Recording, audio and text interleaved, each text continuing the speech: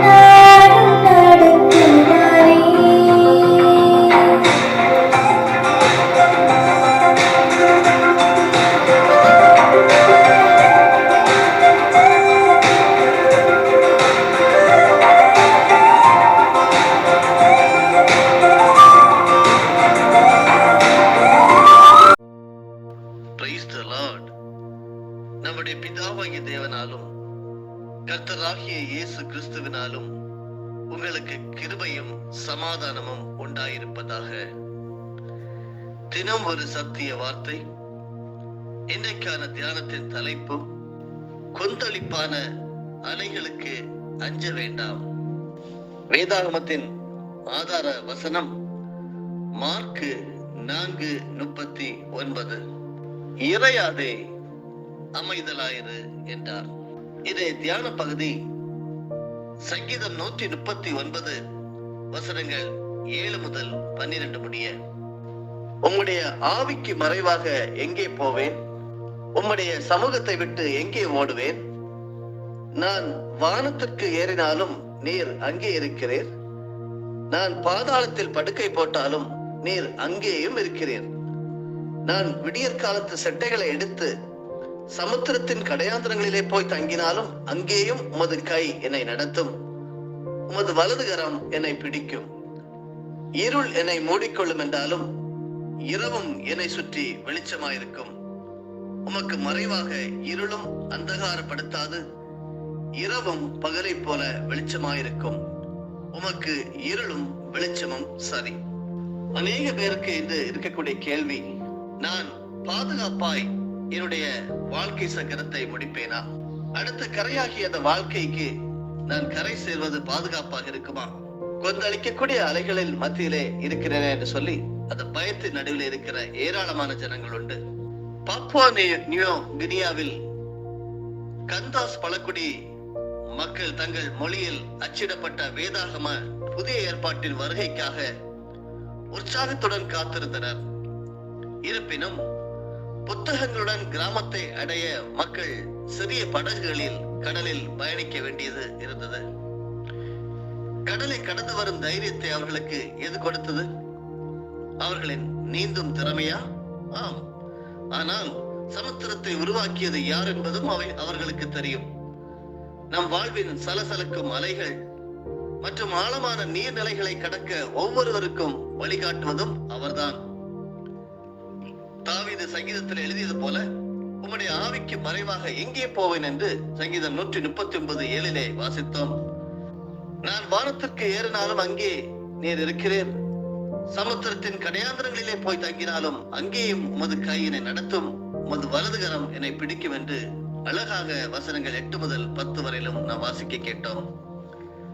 வெப்பமண்டல கடற்கரைகள், அடர்த்தியான மலைக்காடுகள் மற்றும் கரடுமுரடான மலைகள், கடைசியாக அறியப்படாதவை என்று அழைக்கப்படும் ஒரு தீவு தேசத்தில் வாழும் கந்தாஸ்களுடன் இந்த வார்த்தைகள் ஆழமாக ஒத்திருக்கும். ஆயினும் கூட அங்குள்ள விசுவாசிகள் அறிந்திருப்பதை போல எந்த இடமும் தேவனுக்கு கடினமும் தூரமும் இல்லை. அருமையானவர்களே, உமக்கு மறைவாக இருளும் அந்தகாரப்படுத்தாது, இரவும் பகலை போல வெளிச்சமாயிருக்கும், உமக்கு இருளும் வெளிச்சமும் சரி என்று சங்கீதம் 119:12 சொல்லுகிறது. அப்படி தேவன் நம்மை பார்த்து கொண்டிருக்க, எப்படி நாம் பாதுகாப்பாய் போய் கரை சேர்தல் என்கிற எண்ணத்தோடு இருக்கிறவர்களுக்கு இந்த வசனங்கள் உங்களை தேற்றுவதாக இருக்கட்டும். எப்படிப்பட்ட பலத்தை சுழல் காற்றை பார்த்து தேவன் சொல்லுகிறார், இறையாதே அமைதல இரு என்று அதை அதட்டினார் என்று சொல்லி பார்க்கிறோம். மார்க் 4ஆம் அதிகாரத்திலே நாம் படிக்க முடிகிறது. அலைகளும் காற்றும் கீழ்ப்படுகின்றன. எனவே அருமையானவர்களே, இன்று ஒருவேளை உங்கள் வாழ்க்கையின் ஆழமான அல்லது கொந்தளிப்பான அலைகளுக்கு நீங்கள் அஞ்சவே வேண்டாம்.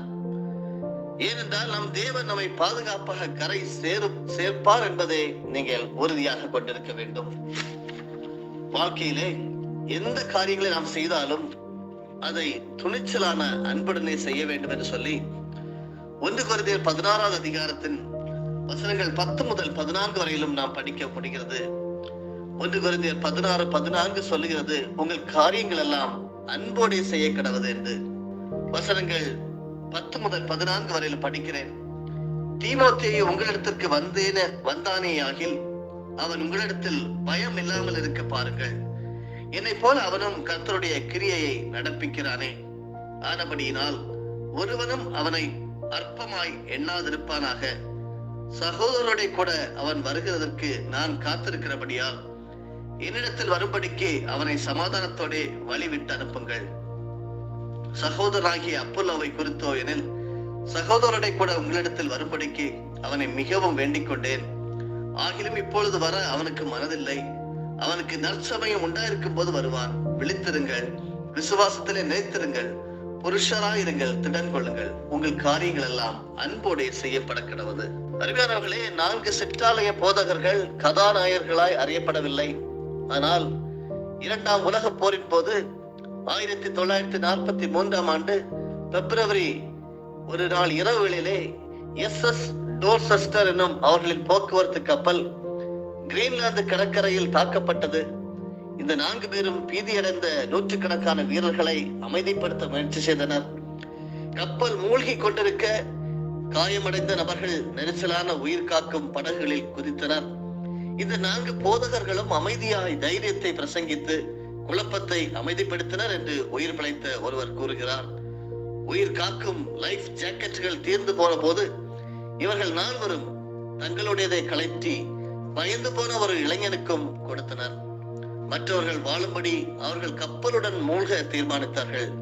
அதில் தப்பி பிழைத்த ஒருவர், இது நான் பார்த்த மிக சிறந்த விஷயம், அல்லது பரலோகத்தின் இந்த பக்கத்தை பார்க்க வாஞ்சிக்கிறேன் என்று கூறுகிறார். கப்பல் மூழ்க தொடங்கியவுடன் தங்கள் கரங்களை கோர்த்து இந்த 4 போதகர்களும் ஒன்றாக செபித்து அவர்களுடன் அழிந்து போகிறவர்களுக்கு ஊக்கத்தை அளித்தனர் என்று படிக்க முடிகிறது. துணிச்சல் அவர்களின் வீரமிகு சாதனையை குறிக்கிறது. அருமையானவர்களே, இருப்பினும் அன்பானது 4 பேர் வழங்கிய இந்த பரிசை வரையறுக்கிறது. இன்றைக்கு எத்தனை பேர் இந்த அன்போடு இருக்கிறோம்? குறிப்பாக இது ஊழியக்காரர்களுக்காக வரக்கூடிய ஒரு நல்ல ஆலோசனை. ஊழியக்காரர்கள் கூடி ஜெபிக்கிறவர்களாக இருக்கிறீர்களா? ஒன்றாக நீங்கள் கரம் கோர்த்து ஜெபிக்க வேண்டும். ஊழியக்காரர்களே, போதகர்களே, விசுவாசிகள் அவர்களை தாங்க வேண்டும், ஜெபத்திலே தாங்க வேண்டும். இதைதான் நாம் இன்று கற்றுக்கொள்கிறோம். எதை செய்தாலும் அன்போடு நாம் செய்ய வேண்டும் என்று சொல்லி கற்றுக்கொள்கிறோம். பயம் இருக்கக்கூடாது வாழ்க்கையிலே. ஆண்டவர் இயேசு கிறிஸ்து நமக்கு தந்தது அன்பு மாத்திரமே. அந்த பூரண அன்பை நாம் பிறருக்கு வெளிப்படுத்தும்படியாக ஒன்றிணைகிறவர்களாக நீங்கள் ஜெபிக்க வேண்டும் என்று சொல்லி நல்ல ஆலோசனை வழங்கப்படுகிறது. இந்த கொரிந்துவில் புயலால் தாக்கப்பட்ட தேவாலயத்தில் உள்ளவர்கள் உட்பட அனைத்து விசுவாசிகளிடமும் இது போன்ற அன்பை பவுல் வலியுறுத்தினார். மோதல் மற்றும் பாவத்தால் பாதிக்கப்பட்டவர்களுக்கு பவுல் சொல்கிறார், விழித்திருங்கள், விசுவாசத்திலே நிலைத்திருங்கள், புருஷராயிருங்கள், திடன் கொள்ளுங்கள் என்று 1 கொரிந்தியர் 16:3 இப்பொழுது வாசிக்க கேட்டோம். பின்னர் அவர் உங்கள் காரியங்கள் எல்லாம் அன்போடு செய்யப்பட கடவது என்றும் வலியுறுத்துகிறார். இயேசு கிறிஸ்துவில் உள்ள ஒவ்வொரு விசுவாசிக்கும் குறிப்பாக ஒரு நெருக்கடியின் போது இது ஒரு உத்தமமான கட்டளை. கிறிஸ்துவை பிரதிபலிப்பதும் மற்றவர்களுக்கு அவருடைய அன்பை கொடுப்பதுமே வாழ்க்கையில் பிரச்சனைகள் அச்சுறுத்தும் போது நம்முடைய துடிச்சலான பதிலாய் இருக்கட்டும். அருமையானவர்களே, கொந்தளிப்பான அலைகளுக்கு ஒரு நாளும் நீங்கள் அஞ்ச வேண்டாம். நம்முடைய தேவன் நம்மை பாதுகாத்து அழகாக கரை சேர்க்கக்கூடிய தேவன். சில கேள்விகளை நம்முடைய மனதில் நடத்திக் கொள்வோம். தேவனை நம்ப கூடாதபடி உங்களை தூண்டுவது எது? இன்று நீங்கள் அவரை நம்ப உங்களுக்கு என்ன தேவைப்படுகிறது? தன்னலமற்ற அன்பு இயேசுவை ஏன் பிரதிபலிக்கிறது? ஒரு கொந்தளிப்பான சூழ்நிலையில் நீங்கள் பதிலளிக்கும் விதத்தை அவருடைய அன்பு எவ்வாறு தாக்கத்தை ஏற்படுத்தும்? இது சிந்தனைகளோடு இறையாதே அமைதலாய் இரு என்று சொன்ன அன்புநாதர் இயேசு கிறிஸ்துவை நோக்கி பார்ப்போம். ஜெபிப்போமா? பரலோகத்தின் நல்ல தகப்பனே, ஆண்டவராகிய இயேசு கிறிஸ்துவின் மூலமாக நாங்கள் வருகிறோம். இறையாதே அமைதலாயிரு என்று சொன்ன அந்த வார்த்தையை நாங்கள் ஏற்றுக்கொள்கிறோம். கர்த்தாவே, உம்முடைய ஆவிக்கு மறைவாக நாங்கள் எங்கே போவோம்? உம்முடைய சமூகத்தை விட்டு நாங்கள் எங்கே ஓடுவோம்? நாங்கள் எங்கே சென்றாலும், வானத்துக்கு ஏறினாலும் அங்கே இருக்கிறேன். நாங்கள் பாதாளத்தில் படுக்கை போட்டாலும் நீர் அங்கேயும் இருக்கிறேன். நாங்கள் விடியற் காலத்து செட்டைகளை எடுத்து சமுத்திரத்தில் கடையாந்தரங்களில் போய் தங்கினாலும் அங்கேயும் உமது கை எங்களை நடத்துகிறது. உமது வலதுகரம் எங்களை பிடிக்கும். ஆண்டவரே, நன்றி செலுத்துகிறோம். உமக்கு மறைவாக இருளும் அந்தகாரப்படுத்தாது, இரவும் பகலை போல வெளிச்சமாயிருக்கும். உமக்கு இருளும் வெளிச்சமும் சரி என்று சங்கீதக்காரர் சொன்னது போல நாங்களும் உச்சரிக்கிறோம். அன்பின் பரலோக பிதாவே, நீங்கள் வாழ்க்கையில் வீசும் புயல் மற்றும் அலைகளை ஆட்சி செய்கிற தேவன் என்று சொல்லி எங்களுக்கு தெரியும். எல்லாம் உம்முடைய பார்வையிலே இருக்கிறது. நீங்க தான் எங்களுடைய வாழ்க்கையை கண்ட்ரோல் பண்ணுகிறீங்க. நீ எங்களை இதுவரைக்கும் பாதுகாப்பாக வழிநடத்துவதற்காக நன்றி. இன்னும் எஞ்சி இருக்கக்கூடிய வாழ்க்கையிலே அருமையான வாழ்க்கை, ஆசீர்வாதமான வாழ்க்கை, தைரியமான வாழ்க்கை, பாதுகாப்பாய் நாங்கள் கரை சேர்வோம் என்கிற வாழ்க்கையை நாங்கள் அறிந்து கொள்ள, கிறிஸ்துவில் கற்றுக்கொள்ள கர்த்தர் உதவி செய்வீராக. ஒருவருக்கு ஒருவர் அன்புள்ளவளா இருக்க உதவி செய்வீராக. கொந்தளிப்பான அலைகளுக்கு மத்தியிலே யாராவது இருப்பார்களானால் ஆண்டவரே, அவர்கள் அஞ்ச வேண்டாம் என்று சொல்லி இந்த காலவெளியிலே ஆண்டவரே, உடைய வார்த்தையுடைய தந்தீரே ஸ்தோத்திரம். எங்கள் தேவன் எங்களை பாதுகாப்பாக கரை சேர்க்கிற தேவன். பெரும்பாலான நேரத்தில் நாங்கள் தைரியமாக உணராத போது தைரியமாக அன்பை வளர்க்க எங்களுக்கு தைரியத்தை தோண்டும். இயேசுவின் மூலமாய் ஜெபிக்கிறோம் பிதாவே, ஆமீன். என் ஆத்துமாவே கர்த்தரை ஸ்தோத்தரி, என் முழு உள்ளமே அவருடைய பரிசுத்த நாமத்தை ஸ்தோத்தரி. என் ஆத்துமாவே கர்த்தரை ஸ்தோத்தரி, கர்த்தர் செய்த சகல உபகாரங்களையும் மறவாதே. ஆமீன்.